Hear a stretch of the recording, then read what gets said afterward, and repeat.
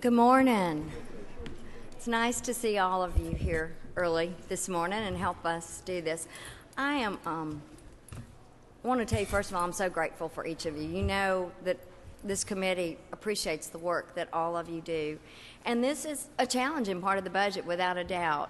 There's a lot of flexibility in it at times, but I'm very proud of the work that the committee and Chairman England and our House Budget Office, and Roma particularly, have done to help us help everybody as much as we can. So let's start off. First of all, in behavioral health, line item 15.1.4. This is one-time funding for Highland River CSB Home Again pilot program to serve residents in Region 1.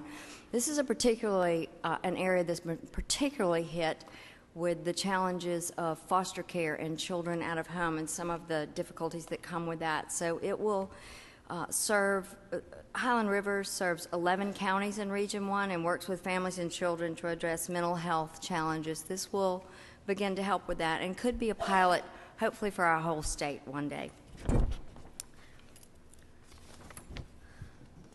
The next item we will look at is under Human Services. Item 28.5.4 under Child Support Services, to increase funds for 10 Parent Aid Accountability Court Coordinator positions. This is moved from the Judicial Council budget to align positions with the correct program. It currently funds 18 positions. It has formerly been under Chairman Welch's part of the budget, but it will now be here.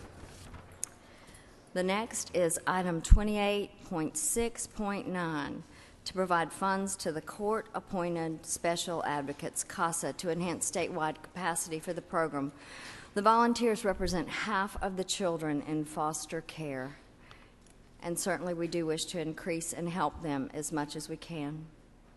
The next is 28.8.6, to provide funds to the Division of Family and Children Services, DFACS, Special Assistant Attorney Generals, the SAGs. This group particularly has been out of line, I would say, with how they are reimbursed. At this point, they are making $52.50 an hour, where some of our other agency SAGs make, on average, $142 an hour. And there's no doubt that this is such an important group. We're going to increase it this time. Our ask is for $5 per hour increase to all of the SAGs, and that's a $1.5 million increase. The next is in Elder Community Living Services, 28.10.7, to provide funds to transition 125 seniors from nursing homes into community settings. Currently, 750 seniors are eligible and waiting to move, and this will be $750,000 to help that group.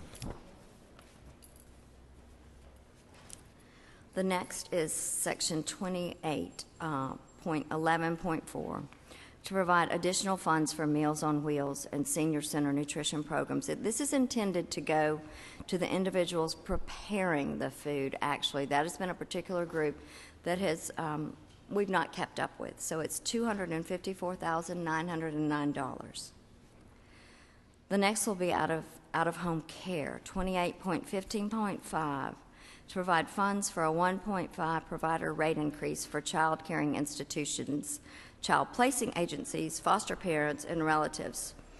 They've only had one rate increase of 3% in the last 10 years. This will particularly help with foster care utilization growth, estimated at about 18% in fiscal year 17. And that amount will be about 100, it's a little over $4 million, so it's going to be very helpful, hopefully, there. Next, we'll look at DHS. I believe, no, I'm sorry, I missed one, I'm so sorry. 28.21.1, Family Connection, very important. We're going to once again increase the funds by $1,000 to each county, moving it from $46,000 to $47,000 for their individual amounts. That will be $159,000. Now, Human Services. 28.23.6. This is a move without dollars, but with language. Encourage the Georgia Vocational Rehabilitation Agency to create third-party cooperative arrangements with the Technical College System of Georgia to maximize financial assistance for vocational rehab clients. And I know many of you were there this summer when we particularly worked on advancing education and workforce opportunities for those with developmental disabilities. There's a 4-to-1 federal match for each state dollar transferred into these programs. So we are going to begin that conversation and see what we can do there.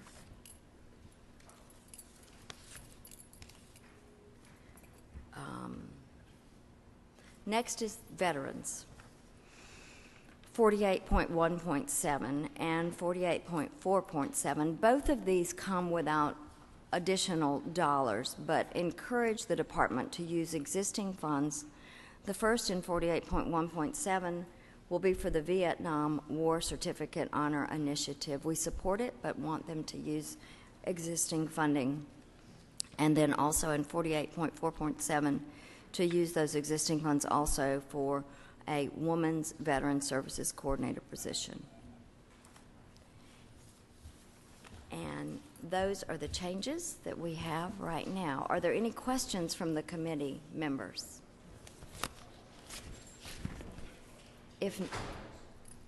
Thank you. We have a motion to pass and a second. Any further discussion? Thank you. All in favor, please support with an aye. And any opposed with like sign. Well, I thank you so much. And as I said earlier, I want to thank each of you who are actually in the trenches every day providing the help that we need you to do. And we look forward to the continuing conversation. And before we know it, we'll be back here in January once again looking to try to help you even more. Thank you so much. We are adjourned.